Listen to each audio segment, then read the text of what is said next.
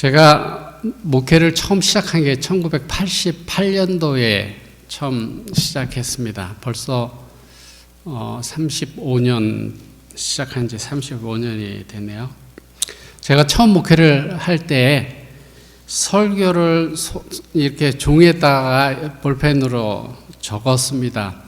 적다 보니까 잘못 적으면 이만큼 썼는데 잘못 적으면 다시 해야 되고 굉장히 힘들었습니다. 그때 제가 여기 영어로는 안 썼는데 그때 젊었었기 때문에 제가 설교하면 한두 페이지만 이렇게 했어요.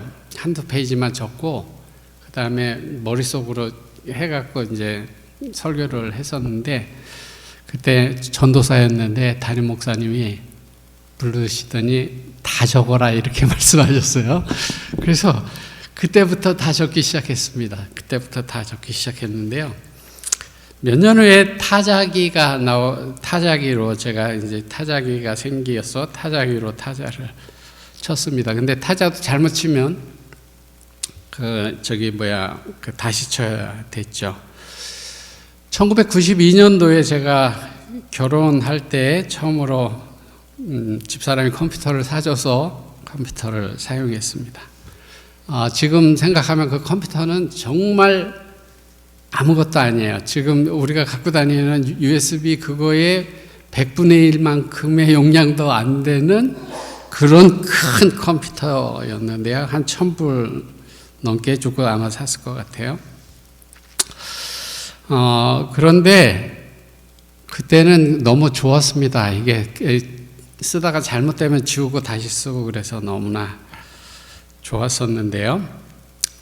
오늘날 우리가 살고 있는 이 시대에는 집집마다 컴퓨터를 적어도 한두 개씩 가지고 있죠. 뭐 안 쓰는 거 그냥 좀 오래된 거 그냥 그 창고에 둔 거 뭐 이런 거 하면 있습니다. 저도 몇 개 가지고 있는데요.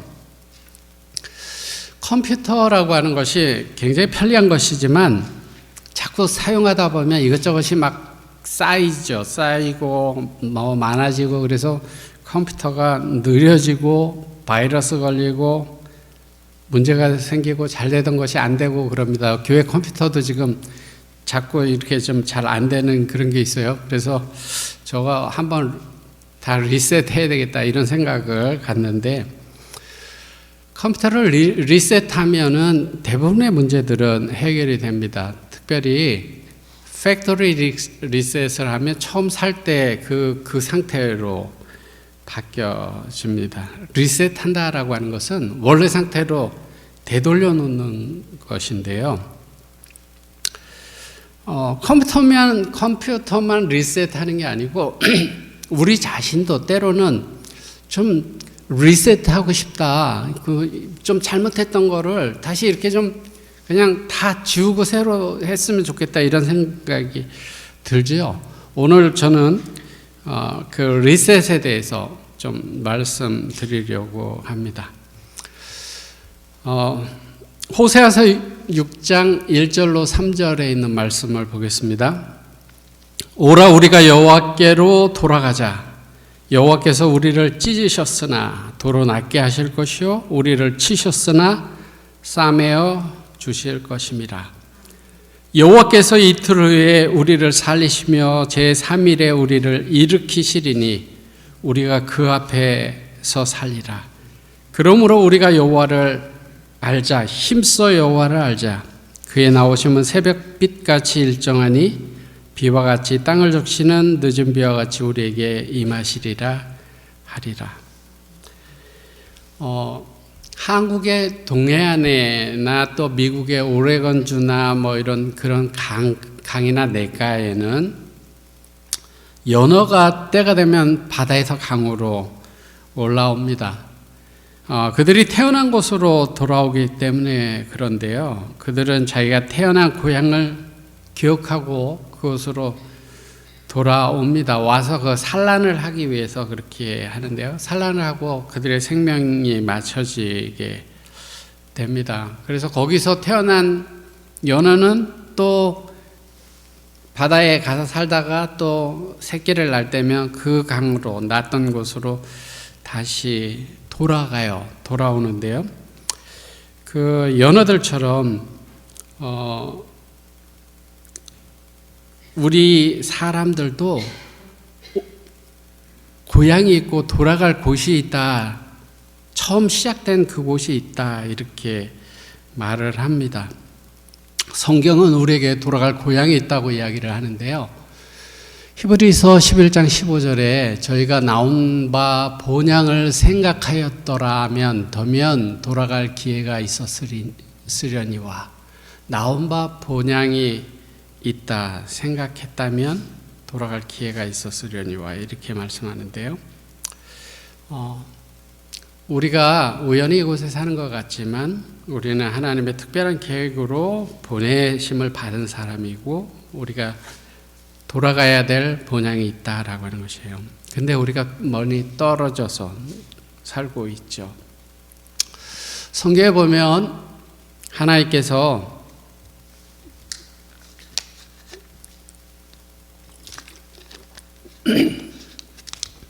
우리에게 돌아오라고 호소하시는 많은 음성들을 보게 되는데요. 스가랴의 1장 3절에 보면 너희는 내게로 돌아오라, 만군의 여호와의 말이니라, 그리하면 내가 너희에게로 돌아가리라. 스가랴 선지자를 통해서 하나님은 하나님의 백성들에게 너희 돌아와야 된다. 너희가 지금 가 있는 곳, 그것이 너희 있어야 될 곳이 아니다. 돌아와야 된다. 이렇게 말씀하고 있습니다. 제가 아까 말씀드렸죠. 성경에 많은 사람들이 이 기별을 증거하고 있다고요. 이사야 55장이에요. 이사야 선지자를 통해서 하나님은 이렇게 말씀하십니다. 여호와를 만날 때 찾으라, 가까이 계실 때 부르라. 악인은 그 길을, 불의한 자는 그 생각을 버리고 여호와께로 돌아오라. 그리하면 그가 긍휼히 여기시리라. 우리 하나님께로 나오라. 그가 널리 용서하시리라. 이사야 55장 6절과 7절에 보면 하나님이 돌아오라고 부르는 그 대상이 악인은 그 길에서, 불의한 자는 그 생각을 버리고 돌아오라. 누구에게 초청하고 있는가 하면 악인에게, 불의한 사람에게 하나님께서는 돌아오라고 이렇게 초청하십니다. 하나님이 부르시는 사람은 의로운 사람, 그런 사람만이 아니에요. 여기 말씀을 보면 악인을 초청하시는 그런 모습을 보게 됩니다. 예레미야 애가에는 우리가 스스로 행위를 조사하고 여호와께로 돌아가자 이렇게 말씀하고 있고요.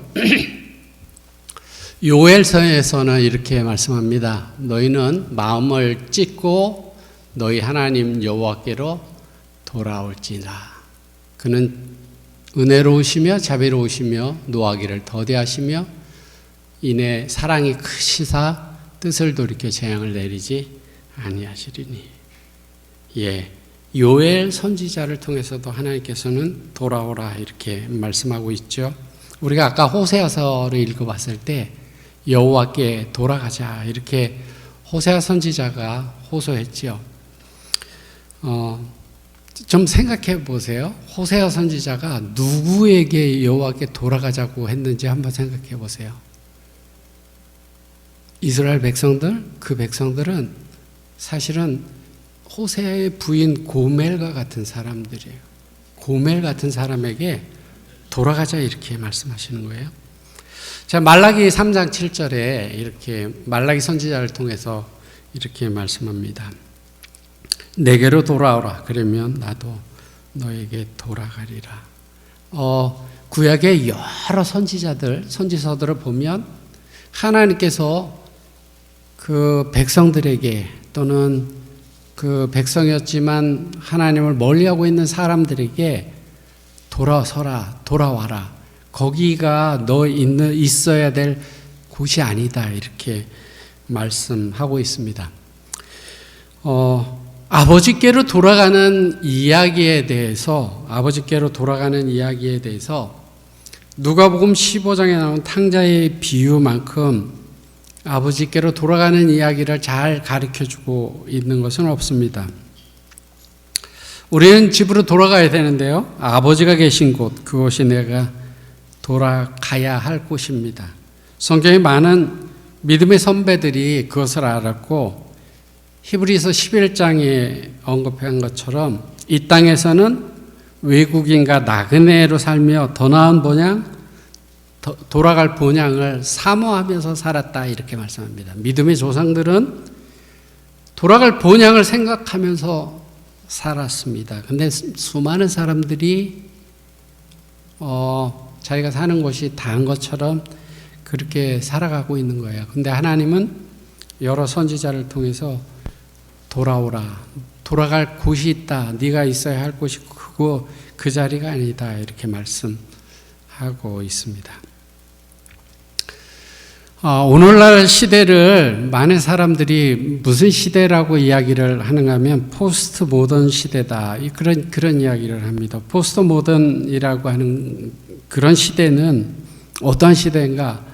네가 가는 길, 내가 가는 길, 그게 뭐 서로 다른 길을 가지만 다 바른 길이다. 이렇게 각자 가는 길이 잘 가는 길이다. 이렇게 이야기를 하고 생각하는 거예요. 그러다 보니까 다른 사람이 가는 거에 대해서 별로 신경 안 쓰고 뭐라고 안 하고 옳고 그런 것 따지지 않죠. 그러니까 굉장히 들으면 자유 주는 것 같고 매력적인 말로 들려지게 됩니다. 우리 인생은 한 번 사는 것인데요. 아무 길이나 들어서서 아무렇게나 살고 헤매도 괜찮다. 그 주장이 옳은 주장일까요? 모든 인생들은 가야 할 바른 길이 있습니다. 성경에서는 내게로 돌아오라 이렇게 말씀하셨는데요.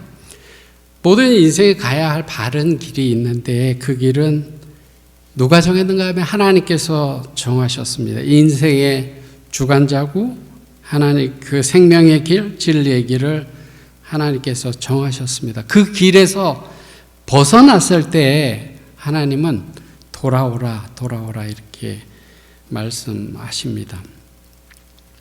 지금도 하나님은 우리에게 돌아오라고 하시는데 우리가 하나님의 음성을 들을 수 있을까요? 어떻게 해야지 하나님께 돌아갈 수 있을까요? 한번 생각해 보세요. 이스라엘 백성들에게 수많은 선지자를 통해서 돌아오라 말씀하셨던 그 하나님이 오늘 이곳에 계시다면 우리에게 그 말씀을 하시지 않을까? 한번 생각해 보세요. 우리는 너무나 잘하고 있기 때문에 하나님께서 그 말씀 안 하실 거야. 그렇지 않죠. 하나님은 우리에게도 그 말씀을 할 것입니다. 돌아간다라고 하는 것은 지금 우리의 위치가 원래의 위치가 아니다라고 하는 것이에요. 지금 우리의 모습이 원래의 모습이 아니다라고 해요. 하나님이 계획하시고 원하시는 그러한 모습이 아니다라고 하는 거예요. 연어가 그 난 곳으로 돌아가는 회귀성을 가지고 있다고 말씀드렸습니다. 하나님은 우리에게 본향을 사모하는 마음을 주셨고요. 영원한 것을 구하는 마음을 주셨습니다. 그래서 본향을 찾게끔 그런 마음을 주셨는데요. 많은 사람들이 어떻게 돌아가야 될지, 어디로 돌아가야 될지를 몰라서 방황하고 외롭고 허무한 인생을 살고 있습니다. 아모스 5장에 이런 말씀이 있는데요. 여호와께서 이스라엘 족속에게 이르시기를 너희는 나를 찾으라. 그리하면 살리라. 베델을 찾지 말며 길갈로 들어가지 말며 부엘세바로도 나아가지 말라. 길갈은 정령 사로잡히겠고 베델은 허무하게 될 것임이라 하셨나니 너희는 여호와를 찾으라. 그리하면 살리라. 여기 보시면 지역이 3개 나오죠. 3개. 베델, 길갈, 부엘세바라고 하는 3곳이 나옵니다. 그 베델, 부엘세바, 길갈이라고 하는 것은 굉장히 신앙적인 경험들이 많이 있었던 장소예요. 굉장히 신앙적인 그런 경험이 많았던 그런 장소인데 그곳으로 가지 말고 나에게로 오라. 너희가 여호와를 찾으라 이렇게 말씀해야 됩니다. 말씀하십니다. 우리가 돌아간다면 제대로 돌아가야 되는데 원래 우리 집으로 돌아가야 됩니다. 베델, 길갈, 부엘세바 이런 곳은 이전에 우리가 어떤 신앙적인 경험이 있었을지 몰라요. 우리가 어떤 신앙적인 경험이 있었을지 모르지만 우상숭배의 장소가 되어버렸고 하나님께서 우리에게 돌아오라고 하는 그곳은 장소가 아니라 하나님에게로 돌아오라 이렇게 말씀하십니다. 오늘 저는 호세아 본문을 선택했는데요. 호세아는 BC 700년 정도, 그러니까 BC 8세기경에 여로보암 2세가 통치하던 북이스라엘에서 활동했던 선지자인데요. 그 호세아 선지자가 그 활동했던 시기는 여로보암 2세 때인데, 여로보암 2세 때는 다윗과 솔로몬 시대 이후로 외적으로만 보면 굉장히 번영하고 굉장히 좋던 그런 시대예요. 경제적으로 번영하고 정치적으로 성공하고 나라가 부강하고 그러한 시대였었습니다. 그 사람들이 여러 나라들과 활발한 교역을 통해서 경제적인 성공을 거두고 막강한 국력을 자랑했던 그런 시대가 여로보암 2세 시대였습니다. 아마 그때 그 사람들 중에 이런 풍요와 외형적인 성공은 하나님의 축복으로 이루어진 것이다 이렇게 자랑하면서 우리가 지금 하나님의 축복 속에 살고 있다 이렇게 생각하는 사람들이 많이 있었을 거예요. 모든 것들이 잘 되는 것처럼 보여지고 모든 것들이 잘 풀려져 가는 것처럼 보여지기 때문에 그렇습니다. 그렇지만 불행한 것은 그 당시 북방 이스라엘 왕조의 영적인 상태는 가장 암울하고 가장 깜깜하고 가장 치명적인 위기를 겪고 있었던 그런 시대였습니다. 그래서 역사가들은 그때를 가지고 뭐라고 이야기를 하는가 하면 최고의 시대였지만 최악의 시대였다 이렇게 이야기를 해요. 최고의 시대면서 최악의 시대다. 외적으로는 나라 땅이 크게 확장되고 전성기를 구가하고 부족한 게 없고 모든 게 풍족하고 그런 상태였지만 영적으로는 하나님을 떠나서 우상숭배에 깊이 빠져들던 그런 최악의 시기였습니다. 그때 하나님께서는 유다 청년 호세아를 선지자로 부르셔서 말씀을 전하고자 하셨습니다. 호세아 시대라고 하는 그 시대가 우리의 시대와 너무 다르지 않다, 너무 다른 시대다 이렇게 생각하지 마시기 바랍니다. 우리가 경제적으로나 모든 것들이 풍족한 그러한 시대에 살아가지만은 영적으로는 점점 어두워져가는 그러한 시대에 우리가 살아가고 있습니다. 호세아 4장 7절에 호세아 선지자를 통해서 하나님은 이렇게 말씀하십니다. 저희는 번성할수록 내게 범죄하니 저희는 번성할수록 내게 범죄한다 이렇게 말씀합니다. 외적으로 잘 산다라고 하는 것, 그것이 하나님의 축복의 결과가 아닐 수 있다라고 하는 것이에요. 호세아 시대 때 외적으로는 아주 잘 살았어요. 근데 하나님의 축복의 결과는 아닙니다. 이 사람들이 잘 살수록 하나님께 범죄를 하고 있습니다. 잘 살면 하나님의 은혜를 감사하고 더 신앙적이어야 되는데 사람이 잘 살수록 하나님은 하나님께 범죄한다 이렇게 말씀하셔요. 근데 그것이 옛날 얘기가 아니라 지금 똑같아요.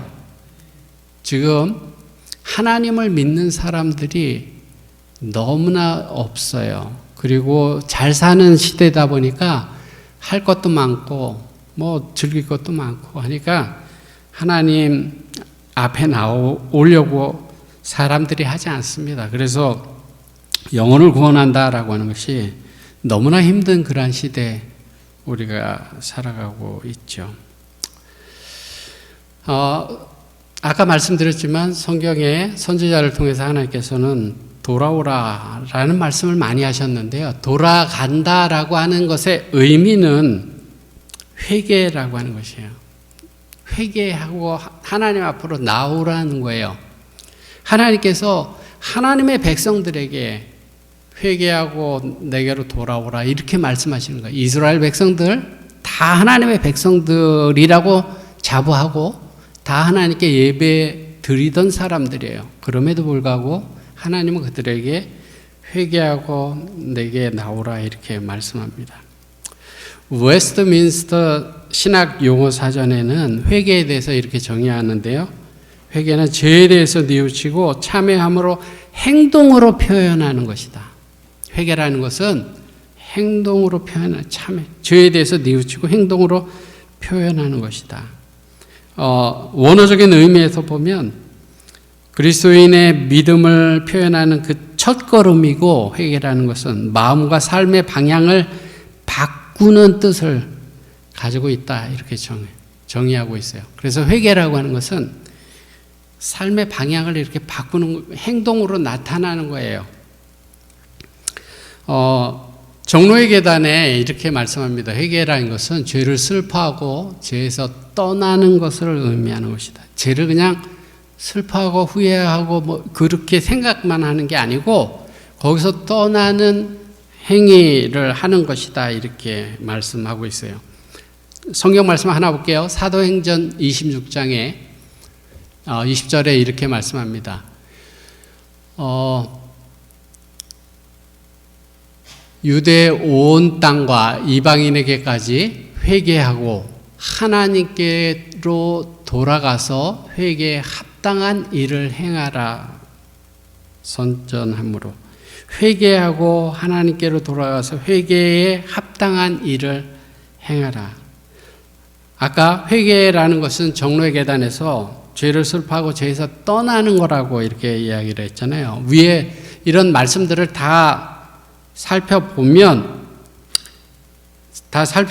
회개한다라고 하는 것은 생각만 하거나 말로만 하는 것이 아니라 삶의 변화가 있어야 되는 것입니다. 마태복음 3장에 보면요, 침례 요한이 나오는데 그는 이렇게 증거했습니다. 침례 요한이 이르러 유대 광야에서 전파하여 가라되 회개하라 천국이 가까웠느니라 하였으니, 쭉 나오다가요 8절에 그러므로 회개에 합당한 열매를 맺고, 침례 요한은 회개라고 하는 회개라는 것은 말로만 하고 그치는 것이 아니라 반드시 회개에 합당한 열매를 맺게 된다 이렇게 말하고 있습니다. 회개가 하나님께로 돌아가는 거라면 우리가 어떻게 하나님께로 돌아갈 수 있을까요? 우리가 어떻게 하나님께로 돌아갈 수 있을까요?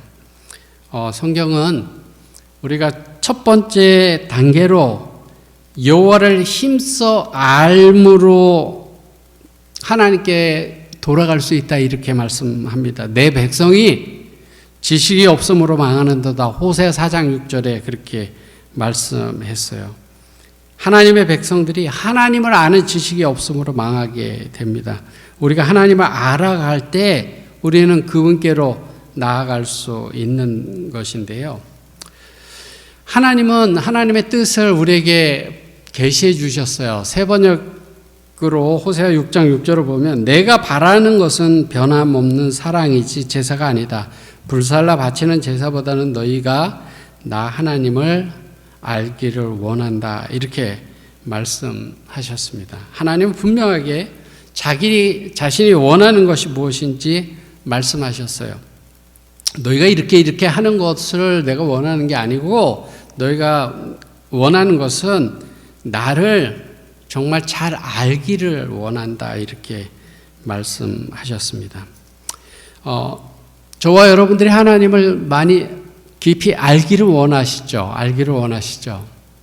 근데 성경에 요한복음 1장에 뭐라고 말씀하고 있는가 하면, 아는 것은 뭐라고 말씀하고 있냐면요, 하나님의 아들이 이르러 우리에게 지각을 주사 우리로 참된 자를 알게 하신 것과 또한 우리가 참된 자 곧 그의 아들 예수 그리스도 안에 있는 것이니 그는 참 하나님이요 영생이시라. 여기 보면 하나님이 아들이 이르러 우리에게 지각을 주사 우리로 참된 자를 알게 하셨다. 예수님이 우리에게 지각을 주셔서 하나님을 알게 된다, 이렇게 말씀합니다. 우리가 그냥 하나님을 아는 게 아니고요, 예수님이 우리에게 지각을 주셔서 알게 된다, 이렇게 말씀하신 거예요. 우리가 하나님을 알기를 원하지만 우리가 세상에서 막 살고 하나님을 잊어버리고 살아가다 보면 하나님을 깊이 알 수가 없어요. 여기 종로의 계단에 있는 말씀 한번 볼게요. 종로의 계단에 이렇게 말씀하셨습니다. 우리는 그리스도 없이 제사요함을 받을 수 없는 것처럼 그리스도의 신이 우리의 양심을 깨우쳐 주시지 않으면 회개할 수 없는 것이다. 회개한다라고 하는 것이 하나님께로 돌아가는 거라 그랬잖아요. 그리고 하나님을 알 때 우리가 하나님께로 돌아가게 된다 그랬잖아요. 근데 하나님을 안다라고 하는 것도 하나님은 우리에게 지각을 주셔야지 하나님을 아는 것이고, 하나님의 영이 우리의 양심을 깨우쳐 줘야지만이 우리가 회개를 할 수 있다, 이렇게 말씀합니다. 하나님이 함께 하시지 않으면 하나님을 알 수도 없고 회개할 수도 없습니다. 하나님은 우리에게 다가오셔서 자신을 계시해 주시고 하나님이 어떤 분인지 분명히 알게 될 때 하나님께 우리가 돌아가게 되고 회개하게 된다라고 하는 사실이에요. 호세아서 5장 4절에 뭐라고 얘기하고 있는가 하면요, 이스라엘 백성들이 하나님께로 돌아가지 못하는 이유는 그들의 죄악이 눈을 가리었기 때문이다, 이렇게 말씀합니다. 여기 보시면 호세아는 저희의 행위가 저희로 자기 하나님께로 돌아가지 못하게 하나니 이는 음란한 마음이 그 속에 있어 여호와를 알지 못하는 까닭이라. 저희 마음 속에 죄된 것들을 가지고 있으면 하나님을 알지 못하고 하나님께로 돌아가지 못한다라고 말씀하고 있습니다. 악을 행하는 자는 하나님을 알지 못하게 되는데요, 그 악하고 음란한 마음이 하나님을 알고자 하는 마음을 빼앗아가기 때문에 그렇습니다. 우리가 하나님을 힘써 알아가는 은혜 가운데 거할 때 우리가 하나님을 더욱 알아가고 비로소 우리에게 허락된 삶의 고난들, 그러한 것들을 믿음의 눈을 열어서 조금씩 이해하게 됩니다. 우리 사랑하는 성도들이 살아갈 때 어려움 없이 살아가는 사람들 없어요. 그리고 축복된 삶이라고 하는 게 하나님의 축복이 아닐 수 있다 그랬잖아요. 여로보암 시대 때 그랬다 그랬잖아요. 여기 호세아 6장 1, 2절에 보세요. 오라 우리가 여호와께로 돌아가자, 이렇게 호세아를 통해서 말씀하시면서 하나님께서 우리를 찢으셨으나 도로 낫게 하실 것이고 치셨으나 싸매어 주실 것이다. 고난이 이스라엘 백성들에게 있는 거예요. 지금 이 기별을 듣는 사람들에게 어려움이 있는 것입니다. 하나님께서 치신 것처럼 느끼는 힘든 그러한 일들이 있는 것이에요. 근데 하나님을 알지 못할 때는 고난이다라고 하는 것이 우리를 힘들게 하고 망하게 하고 하나님을 떠나가게 하는 것이라고 이렇게 생각하지만, 우리가 하나님을 알아가게 되면 고난이라고 하는 것은 도리어 우리를 살리려고 하는 하나님의 사랑의 손길이다라고 하는 것을 이해하게 되고요. 그렇게 됐을 때 고난 속에서 하나님을 찾고 하나님께 나아가게 되는 거예요. 하나님을 믿는 많은 사람들이 하나님께로 언제 돌아갔는가 하면 고난 가운데서 하나님께로 돌아가는 사람들이 많이 있습니다. 왜냐하면 그 고난이라고 하는 것이 그냥 힘든 그런 거다 이렇게 생각하는 것이 아니라 그 고난 속에서 하나님을 바라볼 수 있게 되기 때문에 그래요. 하나님을 바라보게 되면 그 고난 속에서 하나님께 나아가게 되는데요. 히브리서 12장 6절과 8절에는 이렇게 말씀했습니다. 주께서는 사랑하는 자를 징계하시고 받으시는 아들마다 채찍질 하심이니라 하였으니 너희가 참음은 징계를 받기 위함이라. 하나님이 아들과 같이 너희를 대우하시나니 어찌 아비가 징계하지 않는 아들이 있으리요. 징계는 다 받는 것이거늘 너희에게 없으면 사생자여 참 아들이 아니니라. 우리가 살아가면서 고난이 있고 어려움이 있을 때 그 고난 때문에 실망하고 낙심하고 그러기 쉬워지지만 우리 마음속에 이 고난이라고 하는 것은 하나님의 우리를 사랑함으로 우리를 이끄시기 위해서 우리에게 허락하신 것이다 이렇게 생각하게 된다면 고난 속에서 하나님을 발견하게 되고 하나님께 나아가게 됩니다. 히브리서 12장 11절에도요. 징계가 당시에는 즐거워 보이지 않고 슬퍼 보이지만 후에 그로 말미암아 연단된 자에게는 의의 평강한 열매를 맺는다 이렇게 말씀합니다. 그리고 잠언에도 비슷한 말씀이 있습니다. 사랑하는 자에게 징계하기를 아버지가 기뻐하는 아들을 징계하는 것 같다 이렇게 말씀합니다. 여러분들이 살아가면서 고난 없이 살아간다라고 하는 것은 그것은 축복이 아니에요. 우리가 때로는 고난, 어려움 가운데 있을 때 우리를 이끌어 가시는 하나님의 모습을 발견할 수 있다면 그 고난은 우리에게 큰 축복이 될 수 있다라고 하는 사실입니다. 탕자의 비유에서요. 집 나가 둘째 아들이 아버지 재산을 가지고 집 나가서 잘 먹고 잘 살 때, 그 가지고 간 돈이 많이 있었을 때 그때는 아버지 집 생각이 하나도 나지 않았습니다. 그거 가지고 신나게 살았죠. 그러다가 돈 다 쓰고 기근이 들어서 돼지 먹인 지엄나무 열매 그것을 주워 먹어야 되는 그런 신세가 되고 그것도 힘들어졌을 때 탕자는 아버지의 집이 생각났습니다. 아버지의 집이 얼마나 좋은지 뒤늦게 깨달았습니다. 이때 둘째 아들이 만난 그 아무것도 없이 다 잃어버린 것, 또 기근을 만나고 먹을 것이 없고 그랬던 그런 고난의 시간, 그것은 그에게 있어서 재앙이 아니라 그를 아버지 집으로 돌아오도록 만들어주는 감추어진 축복이었다라고 하는 사실이에요.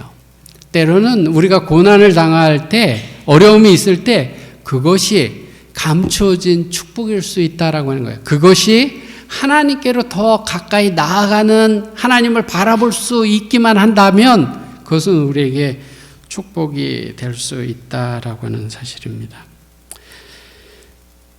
우리가 하나님의 허락하신 고난을 통해 그 자녀를 사랑으로 훈련하고 징계하시는 은혜의 손길을 깨닫는다면 우리는 하나님께 더 하나님의 보좌 앞으로 더 가까이 나아갈 수 있습니다.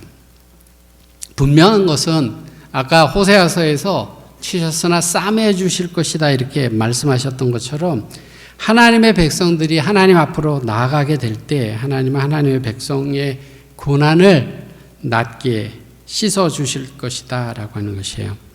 그리고 하나님의 백성들은 그 고난의 의미를 점점 더 이해하게 되고 사도 바울처럼 그렇게 고백할 수 있게 되는데요. 생각컨대 현재의 고난은 장차 우리에게 나타날 영광과 좋게 비교할 수 없도다. 내가 지금 어려움을 당하지만 이것을 통해서 내가 하나님을 바라보고 하나님의 은혜를 경험하고 하나님과 같이 동행하고 하나님과 살아간다면 이 받는 고난은 내가 얻는 축복에 비교될 것이 아니다라고 하는 것을 깨닫게 된다는 거예요. 하나님을 깊이 바라봤을 때요. 저는 여러분들이 삶 속에서 날마다 겸손하게 회개하며 하나님 앞에 나아가는 그런 삶을 살아가기를 저는 기도드립니다. 여러분들 한번 생각해 보세요. 내가 하나님 앞에 진실된 회개하며 하나님께 나아간 적이 언제였던가? 정말 마음을 쏟고 마음을 다해서 하나님께 회개하고 나간 그 하나님께서 돌아오라 이렇게 말씀하시는데 내가 하나님께 돌아갑니다 이렇게 정말 간절한 마음으로 하나님께 나아간 적이 언제였는지를 한번 생각해 보십시오. 하나님을 힘써 알므로 징계라는 사랑의 손길을 이해함으로 우리가 하나님께 가까이 나아가게 되기를 바랍니다.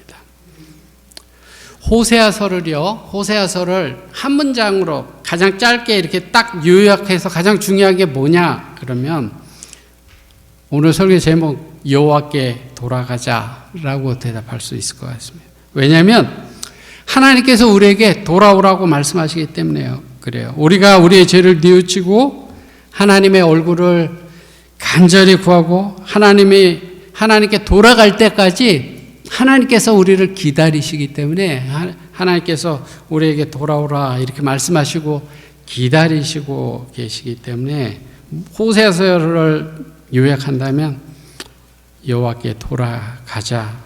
그것이 가장 중요한 문장이 될 것 같습니다. 이제 좀 정리하면서요. 선지자 왕에 이렇게 말씀합니다. 저희가 섬긴다고 주장하면서도 그분의 품성을 오해해왔던 그 하나님이 이제 그들 앞에 영적 질병의 치료자로 제시되었다. 온 머리가 병들고 온 마음이 피곤하다 하더라도 어떠랴.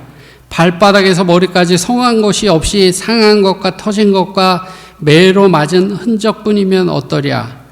자신의 마음의 길로 고집스럽게 따르던 자도 여호와께 돌아옴으로 치유함을 받을 수 있다. 우리의 상태가 어떠하든지 간에 형편이 어떠하든지 간에 우리가 하나님께로 돌아옴으로 치유함을 받을 수 있다 이렇게 말씀합니다. 하나님은 우리에게 돌아오라 이렇게 말씀하시죠. 하나님은 상처난 곳을 어루만져 주시고 패인 곳을 메어주시고 병든 곳을 고쳐주시는 분이십니다. 우리를 정말 위로하고 사랑하시는 분이십니다. 사랑하는 교회 여러분, 저는 여러분들이요, 주님은 우리가 회개하고 주님 앞에 나오기를 기다리고 계십니다. 지금도 기다리고 계십니다. 주님은 우리가 주님께 나와서 치유함을 받기를 원하십니다. 그것이 마음의 상처든 무엇이든 우리가 가진 어떤 아픔이든 주님은 나에게로 와서 치유함을 받으라 이렇게 말씀하십니다. 우리가 아까 들었던 노래처럼 우리가 돌아섰을지라도 하나님은 여전히 우리를 사랑하시고 기다리시고 부르십니다. 혹시 여러분이 삶이 고난 가운데 있습니까? 그렇다면 하나님께서 돌아오라 부르시는 주님의 사랑의 음성을 듣게 되기를 바랍니다. 어떤 형편에 있든지 여러분이 어떤 형편에 있든지 하나님을 더욱 깊이 알아가기를 바라고요. 하나님을 알면 알수록 더욱 끌리는 그 하나님한테 주저하지 말고 하나님께 돌아가고자 결심하게 되기를 바랍니다. 여러분들이 정말 진심으로 회개하는 그러한 마음을 갖게 되기를 바랍니다. 저는 정말 교우님들에게 하나님께서 회개의 심령을 주셔서 그냥 하나님께 간절한 마음으로 나아가기를 기도합니다.